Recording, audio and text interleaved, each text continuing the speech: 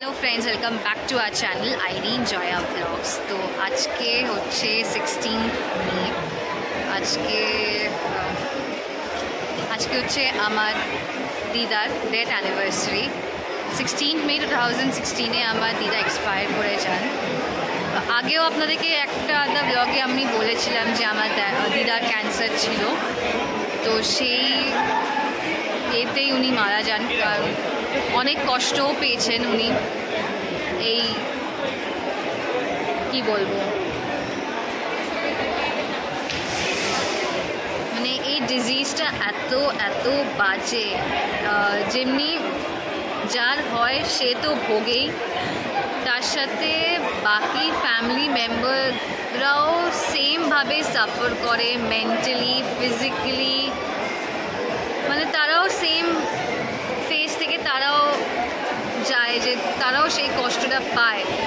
যার হয়েছে সে তো অবশ্যই কষ্ট পাচ্ছে, কিন্তু বাকি যারা ফ্যামিলি মেম্বার আছে তারা তো অবশ্যই মানে সেই কষ্টটা পায়। চোখের সামনে দেখে সেটাকে বোঝা যায় যে একটা মানুষ কত কষ্ট করছে, সেটা নিজেদেরও মনে হয় যে সত্যি কত কষ্ট, সত্যি কত কী কষ্ট।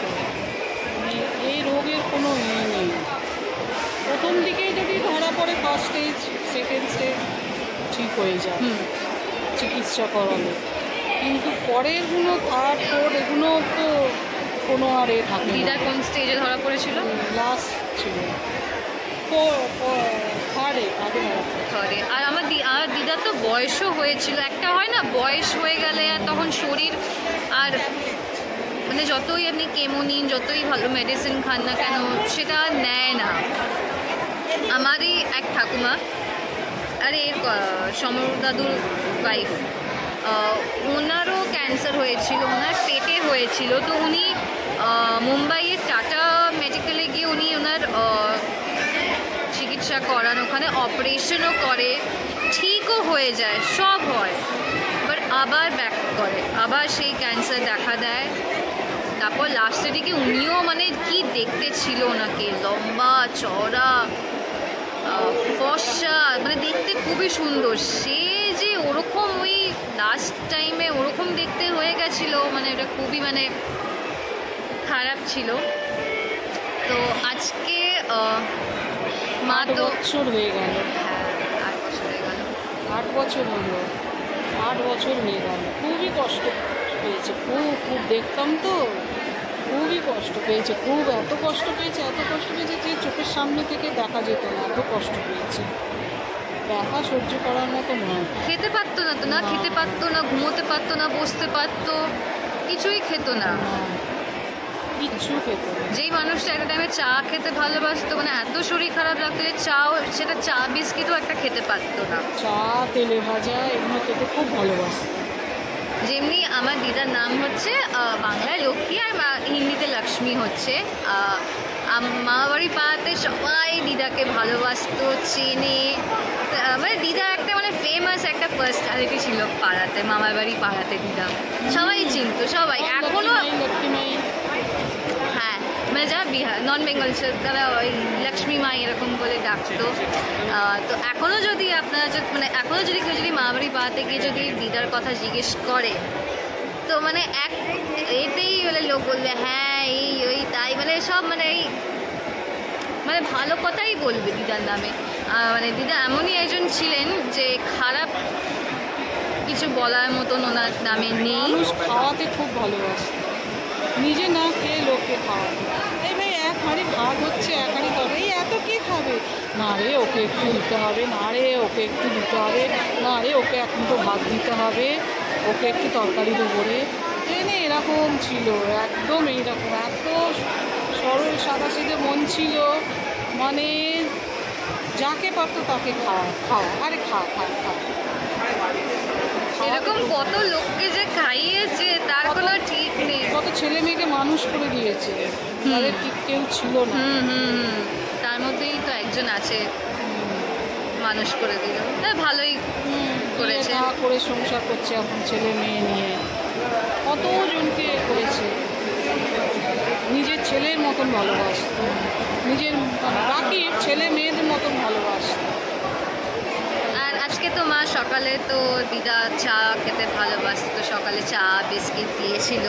তো মাকে আমি অফিস থেকে ফোন করলাম যে কি বিস্কিটগুলো আছে না গেছে, মা বলছে অনেকগুলো কাক এসেছিলো নিয়ে চলে গেছে বিস্কিট। তারপর আমার মামাও খাবার একটা সাইডে একটা কোনো জায়গায় খাবার বসিয়ে দেয়, যা রান্না হয় বা যা খেতে ভালোবাসে, ওই যদি কাক পাখি এসে যাতে খেয়ে যায়। আমার সেজ মাসি যে আছে, যাদের বাড়ি গৃহপ্রবেশে গেছিলাম, উনিও কিছু না কিছু খাবার দেন, যা রান্না হয় সব রান্না করে দেয়, যা খেতে ভালোবাসে। আমাদেরটা দেওয়া পসিবল না, কারণ আমাদের সেরকম জায়গা নেই বা পাঁচিল নেই যে পাঁচিলের ওপর বসিয়ে দেবো, বা বাইরে পাঁচিল আছে কিন্তু সরু, ওই পাঁচিলে আমাদেরকে পারমিশন দেবে না গো। তো পাশের বাড়ির ফ্ল্যাট, হ্যাঁ পাশের ফ্ল্যাটের ওটা। তো আজকে আমরা ডিসাইড করেছি, মানে আমি আমার ডিসাইড করেছি, যেহেতু দিদা লোক খাওয়াতে ভালোবাসতো আর আমার একটু বাজেটটা একটু শর্ট আছে, তো 4-5টাই প্যাকেট বানাবো, যেখানে কচুরি, তরকারি আর একটা মিষ্টি থাকবে। ওটাই লোককে, মানে যাকে সামনে দেখতে পাবো, বয়স্ক যাদের মা খাওয়াতে ভালোবাসতো, তো ওটাই একটা আমরা করব। এইটা আজকে করেই দিদাকে মনে রাখা, দিদাকে তো আমরা সারা জীবনই মনে রাখবো, ভোলা তো যাবে না। আর দিদার হাতের চিকেনকে তো একদমই ভোলা যায় না, এত সুন্দর রান্না করতো। তো যাই আগে জিনিসগুলো কিনি, তারপর আপনার সাথে এগুলো শেয়ার, ওকে। আমরা প্যাকেটগুলো নিতে এসে গেছি এই দোকানটাতে। কচুরি, তরকারি আর দেখি মিষ্টির মধ্যে কি নেওয়া যায়।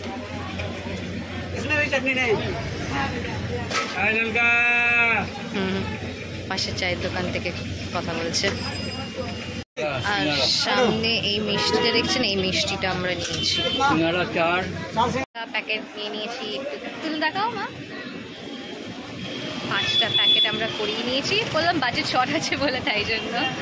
তো চলো যাই এক এক করে। চলো, এনাকে মা দিচ্ছে, আগেরবারও এনাকে একবার দেওয়া হয়েছিল, বেশি আর তুলছি না, অত খুঁজে খুঁজে পাওয়া গেল।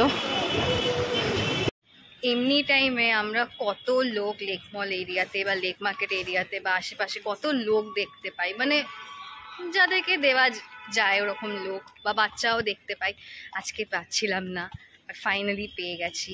আর এই লাস্ট যে প্যাকেটটা ছিল, 5th প্যাকেটটা, সেটা ওই দিদাটা যেটা বসে থাকে ওই আগে মোহিনীর অপোজিটে, ওনাকে দিয়ে দিয়েছি।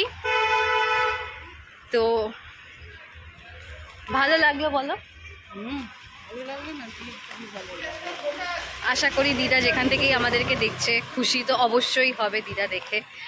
আর আমি আমার মাকে বলতে চাই, আমি মাকে যখন অফিসেও ফোন করে বলেছি যখন ছিলাম, বা কালকেও বেশ এই 2-3 দিন ধরে বলে আসছি যে জানি এটা মায়ের জায়গা কেউ নিতে পারে না, মাই হয়। তো আমি মাকে বলেছি যে মন খারাপ তো অবশ্যই হবে, সেটা যতই আমি বলি না কেন বা ভোলানোর চেষ্টা করি না কেন, সেটা তো আর মন থেকে তো আর যাবে না। মানে এটা এমন একটা দুঃখ যেটা মানে কিছু করেই ভোলা যাবে না, আর তার উপর মা বলে কথা। তাই মাকে বলেছি কোনো দুঃখ করবে না, এ করবে না, কষ্ট মানে মন খারাপ করবে না, কারণ আমি তোমার পাশে আছি, থাকবো। তো আমরা আছি, দুজন একসাথে আছি, তো আমরা মজা করবো, আনন্দ করবো, ঘুরে বেড়াবো, ঠিক আছে? আর এখন উল্টো হয়ে গেছে, এখন আমার মা না, আমি এখন ওর মা হয়ে গেছি। মানে আমি এখন শাসন করি, এই করবে না, ওই করবে না, এটা কেন করছো, এটা কেন করছো, এটা খাও, ওটা খাও, সেটা খাও। এখন আমি উল্টো হয়ে গেছে, এখন আমি আমার মায়ের মা হয়ে গেছি। দ্য রোলস হ্যাভ চেঞ্জড নাও। তো এখন আমি আমার মায়ের মা, ছোট্ট মা আমি। তার বেশি এই ব্লগটাকে এক্সটেন্ড আর করছি না, আবার নতুন একটা ব্লগ নিয়ে খুব শিগগিরই দেখা হবে। ভালো থাকবেন, বাই।